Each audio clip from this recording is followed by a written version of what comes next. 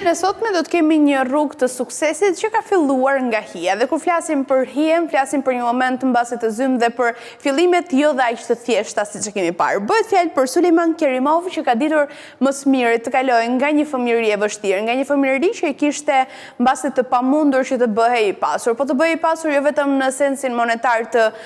paragjykimit që mund të kishte në atë periudhë, por megjithatë të bëhej i pasur në të gjithë pasionet që mund të kishte. Ai vendosi që të përkushtojë maksimalisht të gjithë pasionet të tyre, kështu që u fokusua fillimisht në arsimimin e tij. Duke u specializuar edhe në ekonomi dhe në të njëjtën kohë edhe në informatikë, ai kuptoi më së miri se çfarë do t'i duhej me kalimin e viteve. Megjithatë, ai nuk mendoi se biznesi do të ishte ajo çka do ta përfaqësonte që në krye të herës, por do duhej të punonte në kompani të tjera, që të merrte mësimet e para dhe më pas të bënte diferencën në të gjithë tregun. Dhe kështu ndodhi, ai vendosi fillimisht të punonte në disa banka të tjera, të mësonte se cilin pozicion pune dhe më pas të gjitha aftësitë e grumbulluara dhe të gjitha mësimet që mund të ketë nga kjo eksperiencë ti përkthente më pas në kompanitë të tij. Megjithatë, nëse flasim për detajet për cilat njihen janë të shumta dhe mund të flasim për një individ që ka ditur më së miri të investojë në mënyrë strategjike. Ajo çka e dallon këtë personazh është që di më së miri të kuptojë se kur një kompani duhet blerë dhe kur duhet shitur. Në një moment krize i vendosi të përfitojë dhe të ishte një investitor strategjik në kulmin e tij.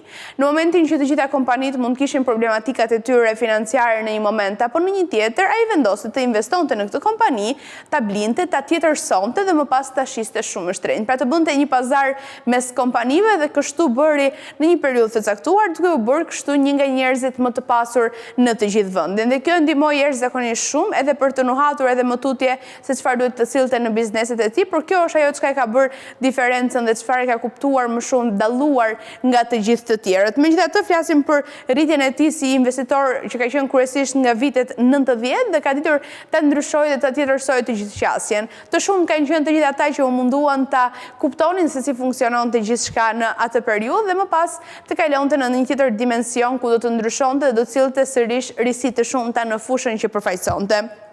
Por gjithashtu flasim për vështirësi dhe sfida. Nuk mund të flasim për një personazh të suksesshëm pa ditur në të njëjtën kohë se ka edhe problematika të tjera që vijnë nga pas. Mund të ketë ditë jo të mira, mund të ketë ditë të vështira dhe momente ku dëshiron të dorëzohet. Megjithatë, rastet që arrim të kemi historitë e suksesit, kuptojmë që përpos të gjitha sfidave, përpos të gjitha vështirësive, nuk e kanë pasur një ditë ku janë dorëzuar për ta lënë të gjithë punën në gjysmë, por kanë vazhduar me të njëjtin vullnet mbase edhe më të fortë se sa kur do herë tjetër për më pas të arrijnë atë çka dëshirojnë edhe atë çka mund të kenë punuar për gjatë gjithë jetës së tyre. Megjithatë, rruga e tij nuk karakterizohej nga lehtësira, të paktën në vitin 2008 si shumë miliarderë të tjerë edhe ai pësoi humbje të mëdha dhe kjo duket sikur e dëmtoi tërësisht në çdo sektor që ai përfaqësonte dhe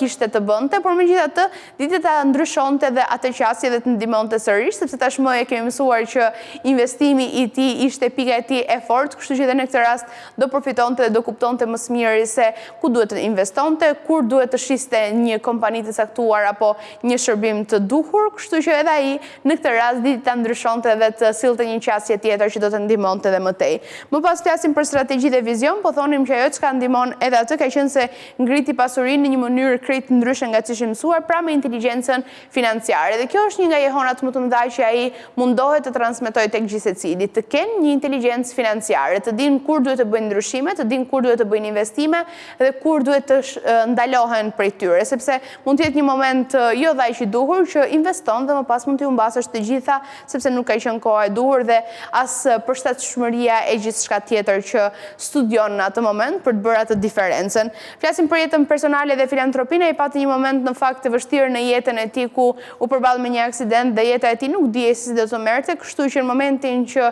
e gëzoi jetën, ai kuptoi se do duhej të ishte një person që i ndihmonte edhe të tjerët, kështu që veproi në mënyrë të tillë. Por në të njëjtën kohë, sa i përket jetës së tij private, është tetë i rezervuar. Ai ka vendosur që të jetë publik vetëm në veprat e tij që bën sa i përket pjesës financiare dhe zhvillimit në biznes, por më pas e gjithë pjesa tjetër të jetë nën hije. Ndërkohë për trashëgiminë dhe mësimet që mund të marrim prej tij, patjetër janë të shumta, siç po thonim që është e rëndësishme të kemi një vetdije për të kuptuar edhe për dalluar gjithçka që ndodh, do duhet të kalojmë në sfida të shumta, do duhet që të provojmë të gjitha pozicionet e punës përpara se të vendosim që të jemi një sipërmarrës, por megjithatë këtu ka kritika dhe mendime, linja të ndryshme mendimi të paktën janë janë të shumtë ata që mendojnë se nuk duhet menduar gjatë përpara se të bësh një biznes, sepse në të tilla kushte mund të edhe ta lësh fare, sepse mendon të gjitha problematikat përpara se të mendosh të gjitha sukseset që mund të vinë. Kështu që ky e ka menduar më shumë në fakt edhe në këtë rast ka dilema dhe diskutime të shumta që vijnë. Por megjithatë, nëse flasim konkretisht për mësimin nga historia e tij, mund të përmendim dhe mund të citojmë në këtë rast se suksesi nuk është për ata që ndalen tek pengesat, por për ata që dinë se si t'i kthejnë të gjitha pengesat në mundësi. Kjo ka bërë diferencën dhe unë mendoj që për gjithë secilin prej nesh në një moment apo në një tjetër është kjo që ajo çka duhet të dim. Pra, mos ndalojmë nga pengesat, por të kthejmë gjithë secilin prej tyre në mundësi.